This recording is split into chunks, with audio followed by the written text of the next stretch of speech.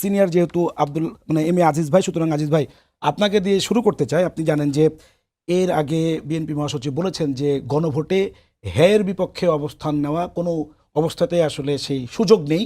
আবার আজ গতকালকে তিনি তার নির্বাচনী এলাকা অর্থাৎ ঠাকুরগাঁওতে তার বাড়িতে গিয়ে বলেছেন যে নির্বাচনী গণভোটের পক্ষে প্রচারণা চালাবে না বিএনপি, বা তাদের কাজ নয় সেটি। আবার আজকে নজরুল ইসলাম খান, বিএনপির একজন স্থায়ী কমিটির সদস্য, তিনি আবার বলেছেন যে গণভোটের পক্ষে বিএনপির অবস্থান নেওয়া ছাড়া আসলে একই নাই, উচিত নয় অথবা সুযোগ নেই। বিএনপির শীর্ষ পর্যায়ে গণভোটের অবস্থান নিয়ে আসলে এরকম একটা ধোঁয়াশাপূর্ণ অবস্থান কেন, বা আপনার কি মনে হয়? আমি তো আজকে নির্বাচন পরিচালনা কমিটির যে দায়িত্বে আছেন নজরুল ইসলাম খান, তিনি তো হাঁ ভোটের কথা বলেছেন আজকে। হ্যাঁ, স্পষ্ট করেই বলেছেন তারা হাঁ ভোটের পক্ষে আহ্বান করেছে। তো আমার বক্তব্যটা হচ্ছে, ওই যে ঐক্যমত কমিশন যে দেন দরবার করলো, কতদিন পরে বৈঠক করলো, ঐক্যমতে পৌঁছাতে পারলো না।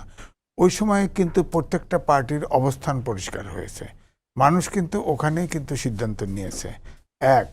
এখন ঐক্যমত এখন গণভোটে যে হা না ভোটের কথা, ধরেন ডক্টর মোহাম্মদ ইউনূস, তিনি তো একটা পক্ষে বলে যাচ্ছেন। হ্যাঁ, তিনি কি বলতে পারেন? তিনি তো মূলত অভ্যুত্থানের সরকারের যে তিনটা কাজ ছিল তার মধ্যে তো সংস্কার সরকার হ্যাঁ না ভোট, যিনি না ভোট দিবেন সেখানেও সরকারকে পয়সা দেয় সে, যে হ্যাঁ ভোট দিবেন সেও দেয়, কোনো পক্ষ নিতে পারবেন না। তিনি রেলগাড়িটা চালু করে দেবেন, আসলে কাজটা হবে তিনি ভোটের, এই যে ভোট দিতে আসে, হ্যাঁ না ভোট, যে গণভোটে ভোট দিতে আসুন, আপনার পছন্দ মতো ভোট দেন। কিন্তু এই সরকার তো বলছে তারা অভ্যুত্থানের সরকার এবং তারা সংস্কারের জন্যই দায়িত্ব নিয়েছে। না, এই জন্য মেটিকুলাস ডিজাইন একবার করেছিল না, এবারে করলো যে অভ্যুত্থানের অনেকেই জিতবে এবং মন্ত্রীও হবে। এটা উনি টের পাইলো কি করে? হয়তো তিনি প্রত্যাশা করেছেন। প্রত্যাশা, আমার প্রত্যাশা একটা জিনিস, আর প্রত্যাশা উনি করবেন কেন? উনি সরকার প্রধান, এখন প্রত্যাশা উনি বলবেন কেন? এটাতেই মেটিকুলাস ডিজাইন মনে হয়। মন্ত্রীও হবে ওটা বলছে, কিভাবে বলে উনি? আমিও তো বলছি, ধরেন যে অভ্যুত্থানের শক্তি, এটা তো এদের ব্র্যান্ড ভ্যালু আছে। ধরেন মানুষের, ধরেন ৭১, স্বৈরাচারের ৯০, ২৪, তিনটে জায়গায় কিন্তু আমাদের দুইটা জায়গায় প্রত্যাশা পূরণ হয় নাই। বিশেষ করে আমরা যারা সিনিয়র সিটিজেন, আমরা চাচ্ছিলাম যে, ধরেন আমি ৫ তারিখ পর্যন্ত টকশো তো করছি, অভ্যুত্থানের পক্ষেই করছি, ৫ তারিখেও আমি গেছি। তো এই জন্য আমি বলছি যে আমাদের প্রত্যাশা ছিল যে এই সময়ে হয়তো প্রত্যাশাটা পূরণ হবে। আচ্ছা ভাই, একটু আপনাকে বলি যে আপনি গত পরশুদিন সরকারের যে প্রেস সেক্রেটারি শফিকুল আলম, তিনি সংবাদ সম্মেলন করে বলেছেন যে গণভোটের পক্ষে হ্যাঁ, সেটার প্রচারণা চালাতে সরকারের কোনো আইনি জটিলতা নাই। তারা বাংলাদেশের সিনিয়র লয়ারদের সঙ্গে কথা বলেছেন এবং তাদের সঙ্গে তারা সিদ্ধান্ত আলোচনা করে এই সিদ্ধান্তটা নিয়েছেন।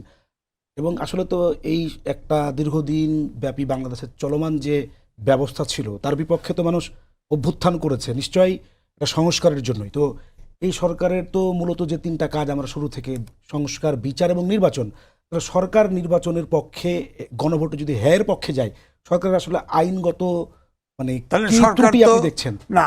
সরকার তো তাহলে পক্ষপাত, তাহলে সরকার হ্যায়ের পক্ষে পক্ষপাত, সরকার এবং 11 দল একাকার, তাহলে এই সরকার তো নিরপেক্ষ নির্বাচন করতে পারবে না, তার তো নিরপেক্ষ থাকতেই হবে। সরকার তো বলেনি যে ধানের শীষে অথবা দাঁড়িপাল্লায় বা অন্য কোনো প্রতীকে ভোট দাও। হ্যাঁ না ভোটও তো একটা কথা বলা হচ্ছে, আমি তো না ভোট দিতে পারি, আমি হ্যাঁ ভোটও দিতে পারি, আমাকে উনি পার্সু করবেন কেন? উনি তো উনি যা কায়দা করে লেখা 4 দফা দিয়ে দিছে, আমি বুঝলে আমি হ্যাঁ দেবো, না বুঝলে আমি না দেবো, এটা তো আমার রাইট। আমি তো ওনাকে পয়সা দেই, উনি যে বেতন নেন, যে খরচ করেন, সব তো আমি পয়সা দেই। উনি কেন এক পক্ষে যাবেন? উনি কেন বলবেন যে অমকরা জিতবে, অমকরা হারবে? এটা উনি বলবেন কেন? উনি তো সরকারি বেলা, উনি তো গাড়ি চালায় দিছে, বাস হয়ে গেল। ইলেকশনে গেছে, ক্যাম্পিং করুক, সমস্যা নাই। যেমন এনসিপি ক্যাম্পিং করে, অ্যাম্বাসেডর দিছে যে যে জায়গায় আসেন না, তারা ক্যাম্পিং করতে পারে, এটা স্বাভাবিক, এ নিয়ে তো প্রশ্ন আসে না। এবং রাজনৈতিক দলগুলো যেহেতু অভ্যুত্থানের যারা শক্তি, তারা হার কথা বলা উচিত, ঠিক আছে।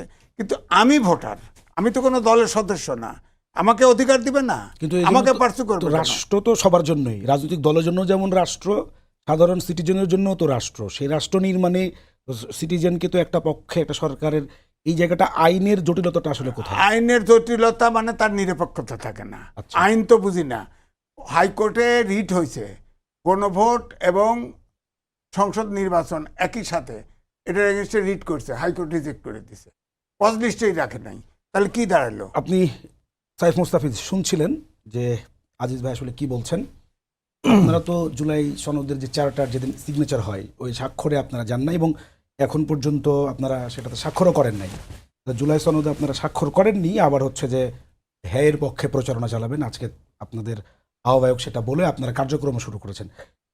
এটা কি আপনার কিছুটা দ্বিচারিতা না? হ্যাঁ, ধন্যবাদ আপনাকে, আমার বিজ্ঞ সমালোচক এবং যারা টিভির পর্দায় দেখছেন তাদেরকে শুভেচ্ছা জানাচ্ছি। না, দ্বিচারিতা না। দেখেন, আমাদের ওই স্ট্যান্ডের জন্যই আসলে এই গণভোট পর্যন্ত আসলে এটা এসছে। কারণ তার আগে যখন রাজনৈতিক দলগুলো স্বাক্ষর করেছিল সেটা কোনো রকম আইনি ভিত্তি ছাড়াই তারা স্বাক্ষর করেছিল, এবং এটার কি রোডম্যাপ হতে পারে বা কিভাবে আইনি ভিত্তিটা পাওয়া যেতে পারে এটার কোনো সুনির্দিষ্ট পরিকল্পনা ঐক্যমত্য কমিশন বা গভর্নমেন্ট থেকে তখন এসেছিল না। আমাদের সেই স্ট্যান্ডের কারণেই এটা গণভোট পর্যন্ত পৌঁছেছে, এবং সেখানে আসলে যেহেতু এখন কোর্টের বলটা আসলে জনগণের কোর্টে, তো সেখানে আসলে আলটিমেটলি জনতার রায়েতেই এই বাস্তবায়নের জায়গাটা, রূপরেখাটা, সংস্কারের যে জায়গাটা আছে সেটা বাস্তবায়ন হবে। আপনারা কি স্বাক্ষর করবেন? হ্যাঁ, ডেফিনেটলি। মানে আমরা তো স্বাক্ষর করবো না। আমরা তো বারবার বলছি যে আমরাই তো আসলে জুলাই সনদের জন্য সব থেকে বেশি ফাইট করলাম। তো আমাদের তো কথাটা ছিল এটাই যে আমরা আইনি ভিত্তি ছাড়া কেন স্বাক্ষর করব। একটা শুধুমাত্র সাদা কাগজে স্বাক্ষর করার তো এখানে কোনো মিনিং নাই। আর আমি একটা কথা বলতে চাই যে ধরেন বিএনপি সহ সিনিয়র ভাইরা যারা আছেন তারা মানে কেন মানে এই স্ট্যান্ড আসলে নিতে পারছে না, বা গভর্নমেন্ট আসলে দেখেন এই গভর্নমেন্টের লেজিটিমেসি তো থাকবে না যদি আসলে এই জুলাই সনদ বাস্তবায়ন না হয় বা জুলাইয়ের এই রূপরেখাগুলো বাস্তবায়ন না হয়। এবং সরকার তো প্রচলিত সংবিধানের যে সিস্টেম তার মধ্য দিয়ে তো আসে নাই। এবং এই যে আমরা যে নির্বাচন করতে যাচ্ছি, আমাদের এই সংবিধান অনুযায়ী কি এখনই নির্বাচন হওয়ার কথা নাকি? এটা তো সম্ভবত 29 সালে ইলেকশন হওয়ার কথা। তো আপনি এত আরামায়েশ, এত আনন্দ মজা নিবেন, কিন্তু যেটার জন্য এই মজাটা পাইতেছেন আপনারা, এটাকে আপনারা স্বীকার করতে পারবেন না।